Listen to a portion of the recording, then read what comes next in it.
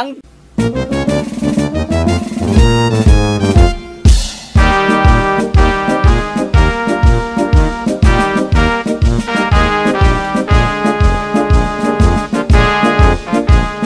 At ngayon mga gilo naming tagapakinig, narito ang pangatlong kabanata ng ating kwento na pinamagatang Hula Scammer sa pakikipagsapalaran ni Kapitan Karyong!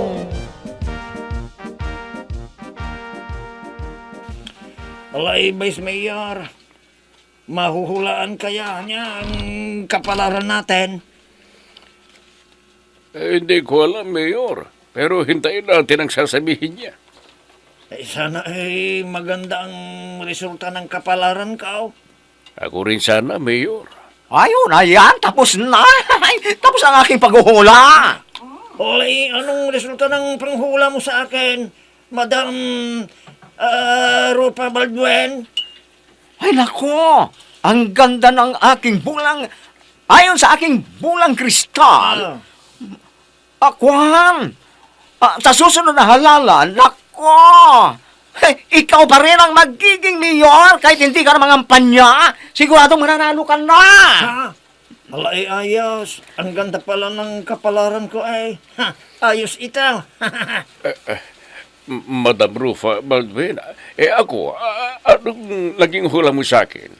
Katulad ko ba si Mayor na sisurtihin din sa susunod na halalan? Nako.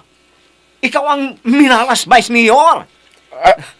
Nako, dahil hindi ka naabot sa susunod na halalan dahil madidisgrasya ka. Ano? Hindi totoo yan. Hindi. Alay, nakaw. Ang sama pala ng hula sa iyo, Vice Mayor. Bay, hindi ka na aabot pala ng susunod na halalan Madam, baka naman nagkakamali ka sa pinanghula mo sa akin. Baka hindi para sa akin ang hulang yan. Hindi ako pwedeng magkamali. Kaya hihanda mo na ang iyong sarili dahil hindi ka na aabot sa susunod na halalan. Ay, nako. Madam, anong gagawin ko? Wala bang pangontra sa hula mo? Ang ibig kong sabihin yung maiiwas ako sa kapalaran yan. Ay, nako, meron vice mayor. Kaya lang may kamahalan Ha? Magkano naman ang magagastos ko para makontra ang hulang yan? Ay, nako. Ay, magandang usapan yan. Pero, sa ibang araw na lang dahil marami nakapila pang magpapahuli sa akin Diyos ko, bakit nagkaganito ang kapalaran po? Sana makontra yan. Alay, Vice Mayor. Halika na. Umalis na tayo. Huwag kang mag-alala. Aalalayan kita. Ihahatid na lang kita sa bahay ninyo. Mayor, nakabahan ako Baka habang nasa daan tayo may babangga sa atin. O kaya may mag-aambus at ako ang papatayin nila. Alay, huwag kang mag-alala. Bulletproof naman yung sasakyan ko ay. Hindi ka nila basta-basta mapapatay. Sige na. Tumayo ka na diyan at ihahatid na kita sa bahay mo.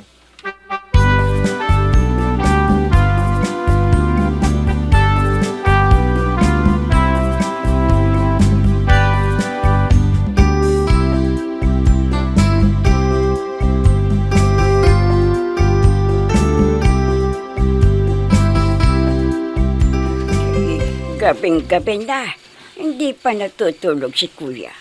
May problema yata siya. Lalapitan ko at kakausapin. Kahit lagi mo sinasaktan ang damdamin ko, Kuya, hindi kita matitiis na hindi damayan kung may problema ka. Lalapitan ko na siya at kakausapin. Ay, Kuya Agaton. Ha? Ikaw pala po niyang kapatid ko. Kuya, tinawag mo akong kapatid. Kung ganon, wala ka ng sama ng loob sa akin. Wala na po niyang... Ay, salamat naman kung ganon, Kuya. Ay, dahil hirap na ang kalooban ko. Dahil napapansin kong ang sama ng loob mo sa akin. Ngayon, masaya na ako dahil wala ka ng sama ng loob sa akin, kuya. Ay, mahal na mahal kita. Mahal na mahal din kita, Punyang, kapatid ko. Mula ngayon, ipagtatanggol na kita. Kung may makita akong nag-aapi sa'yo, ipagtatanggol kita. Ako rin, kuya. Ipagtatanggol kita kahit kailan, kahit saan. Hey, Punyang, nasaan ka? Punyang, bakit ha? walang makain, ha? Kuya, si Karyong nandyan na. Nagagalit dahil hindi pa ako nakapagluto. Hayaan mo, ako'y bahala sa kanya. Sandali lang. Hoy, bayaw! Eh, Bakit mo sinisigaw-sigawan ang kapatid ko, ha? kung bayaw pagod na pagod akong nagtrabaho sa barangay hall. Pagdating ka, wala pang makain. Hindi pa nga siya nakapagsaing eh. Bakit mo sisigawan, ha? Ha? Bayaw!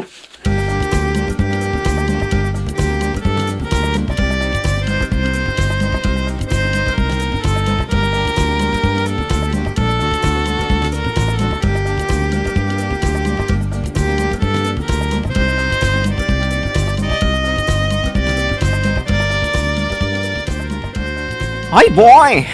Naku, ito ang party mo, oh. Kunin mo. Naku, ang dami nito, Georgia. Akin na ba lahat to? Wala na ba akong kahati dito? Ay, naku, wala na, boy. Naibigay ko na rin kay Bunjing ang party niya. Anong ba? Naku, Georgia, napakahutak mo talaga. Ang dami ng paniwalang paniwala sa'yo. Akala nila totoong pinsan mo si Rudy Baldwin. Ay, oo, boy. Akala nila totoong bulag ako. At naniniwala silang paniwala sa akin. Ano yung sinasabi mo kanina tungkol kay Vice Mayor Agaton? Ay, oo nga pala, boy. Mapagkakapiranan naman natin yon. Ha? Pagkakapiraan? Paano? Ay, kasi ganito yun, boy. Sabi ko sa kanya, nang tanungin niya ako kung sa kapalaran niya, ay hindi na siya aabutin ng susunod na halalan pa dahil mamamatay na siya. Ano? Anong sabi niya? Naniwala ba siya? Ay, oo naman, boy. Takot na takot. Tinanong nga sa akin kung may paraan pa raw kung paano hahadlangan at mabago ang hulang na yon. Sabi ko, sa ibang araw na lang na pag-usapan dahil ang daming nakapilang magpapawala sa akin. Ha? Anong sasabihin mo pangadlang sa resulta ng hula niya? Naku, bibigyan ko siya ng kwintas na kunwaring may kapangyarihan na kukontra sa masamang kapalaran. At ibibinta ko sa kanya. Pero, magkano naman kaya? Ha? Mabuti pa ako na ang makikipag-usap sa kanya tungkol dyan. Nako, wag boy. Baka malata nilang sa kasabwat kita eh. Ganito na lang. Maghanap ka na lang ng kakaibang pendant ng kwintas at ibigay mo sa akin at yun ang ibibinta ko sa kanya. Ha? Sige. Maghahanap ako ng kakaibang pendant para maibenta ng kaagad sa kanya. Magkano naman kayo natin ibibinta sa kanya, boy? Teka. Tama. Ibenta natin sa kanya ng 2 milyon. At take it or leave it.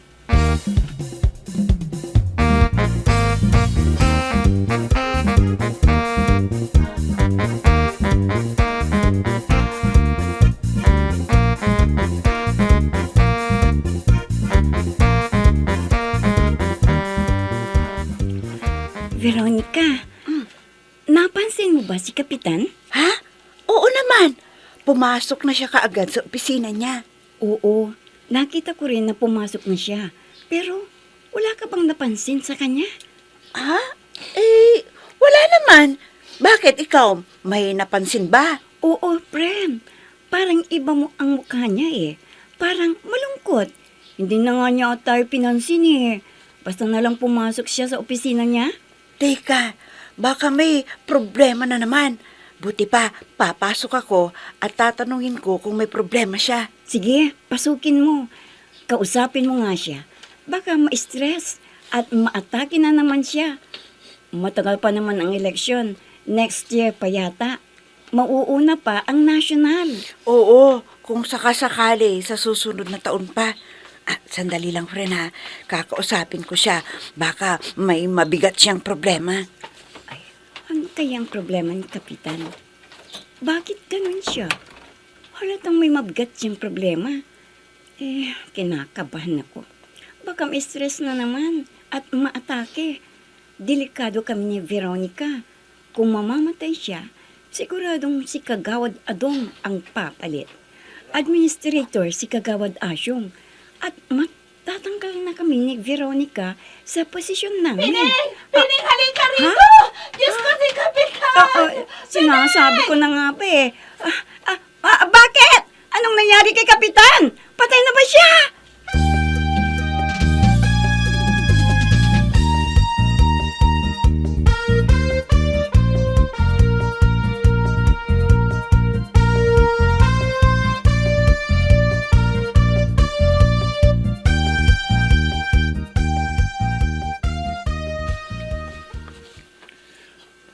Yan ang problema ko po niyan. Sabi ng manghuhula na yon, hindi na aabot ang buhay ko sa susunod na halalan. Mamamatay na raw ako. At alam mo ang sanhin ng kamatayan ko. Aha, ano raw kuya? Mamamatay daw ako dahil sa isang babae. At baka sina Karen o Melinda ang tinutukoy niya. Kaya kapag nagpunta rito sina Karen o si Melinda, sabihin mo wala ako ha. Paano kung nandun ka sa opisina mo at doon nagpunta? Kuhan, kailangan lagi kitang kasama sa mga lakad ko para mabantayan mo ako. At kung makita mo sila Melinda o Karen, huwag mo silang palapitin sa akin. Dahil sabi ng manghuhula, mamamatay daw ako sa babae. Ano? Sige. Isama mo ako sa lahat ng lakad mo, kuya. At babantayan kita. Hinding-hindi kita pababayaan bago kanila mapatay. Dadaan muna sila sa ibabaw ng aking bangkay.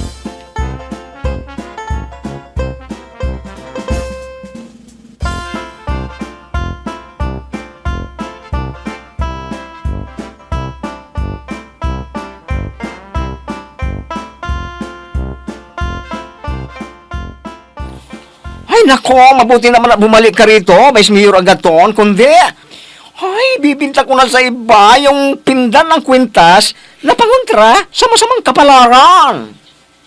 Ha? Meron namang kwintas na panguntra sa masamang kapalaran, Madam Rufa Baldwin? Ay, oo, nako, napakahirap pala nga na pinagkwintas na ito. Dahil doon, kinuha sa kaila-ilaliman ng Pacific Ocean. Ganun ba? Magkano naman ng kwintas na yan, Madam? Naku, mura lang, Vice Mayor. Pwede na nga, 10 milyon. Ha? 10 milyon?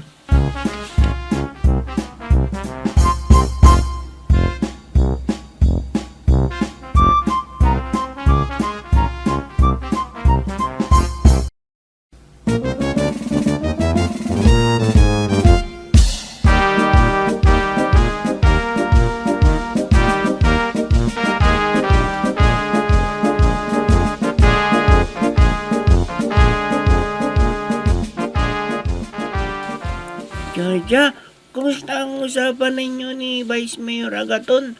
Bibilin ba niya ang kwintas? Ay, naku, nabigla siya sa sinabi kong presyo. Ha? Magkano bang sinabi mo? Naku, sinabi ko 10 milyon. Pero, tumawad siya. 2 milyon lang daw ang pira niya. Sabi ko, kulang na kulang yon. Ha? Naku, 2 milyon? Padagdagan mo, sabihin mo 5 milyon lang ang last price mo. Oo, boy. Ako ang bahala dyan. Hintayin ko siyang bumalik. Sa akin. Palagay mo, babalik pa kaya yun sa'yo, Georgia? Ay, babalik yun. Dahil sinabi ko sa kanya na may bumibili ng kwintas ng 20 milyon. Pero hindi ko binigay dahil siya ang gusto ko makabili. Naku naman, matinik ka Talaga, Georgia, pareho tayong matinik. Hoy, may darating bukas Isang matas na opisyal daw ang ng ating bansa magpapahula sa akin. Ha? Mataas na opisyal ka mo? Ano siya, senador? Oo boy, senador.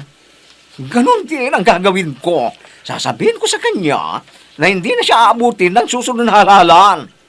Ha? Naku, mag-iingat ka, Georgia. Baka mabuking tayo. Hindi boy, ako ang bahala dyan. Baka mamaya, ikaw ang bahala. Pero ako naman ang kawawa. Hindi. Para ka namang walang tiwala sa akin Matinik ito boy, matinik. Sige, sige. Basta, mag-ingat ka, ha? Oo boy.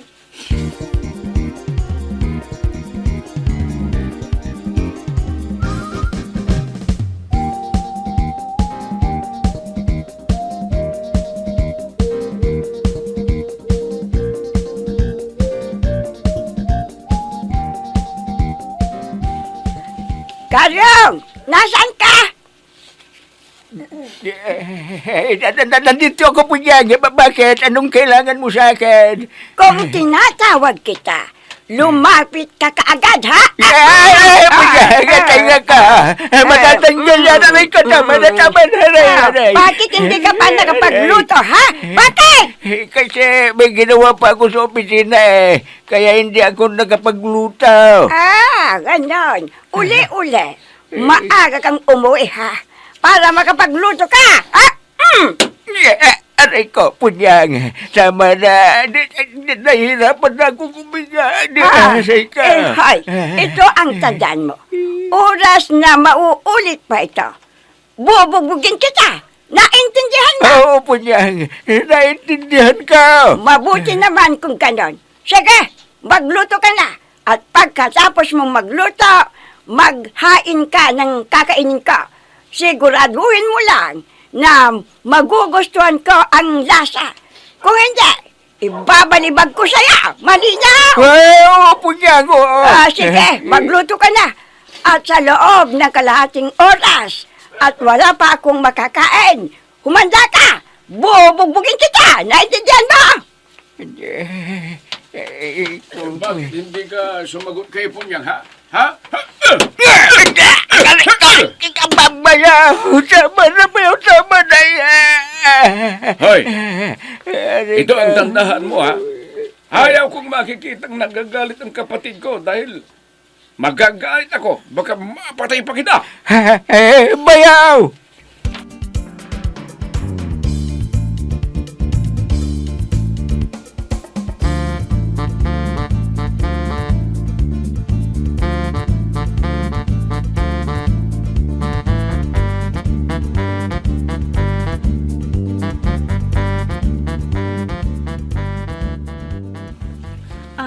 Friend, nandito na tayo sa loob ng manghuhulang si Madam Rufa Baldwin. Oo, Pining. Ano kaya ang mahuhulaan niya sa atin? Hintayin natin kung anong sasabihin niya. Ay, kayo pala! Hindi ko kayo, hindi ko kayo, kahit hindi kayo magpapakilala sa akin, nakikita ko sa aking isipan kung sino kayo. Magandang araw po sa inyo, Madam Rufa. Magandang araw po sa inyo, Madam Rufa. Magandang araw din sa inyong dalawa, Veronica at Pining. Kilala mo kami? Oo, nahulaan ko kaagad ang inyong kapalaran. Nako, masama ito. Ha? Bakit po, Madam Rufa? Ayon sa nabasa ko sa magiging kapalaran ninyo, ay magkakasakit kayo ng leukemia at mababaliw kayo kung hindi kayo magre-resign sa kasalukuyang trabaho ninyo. Ano?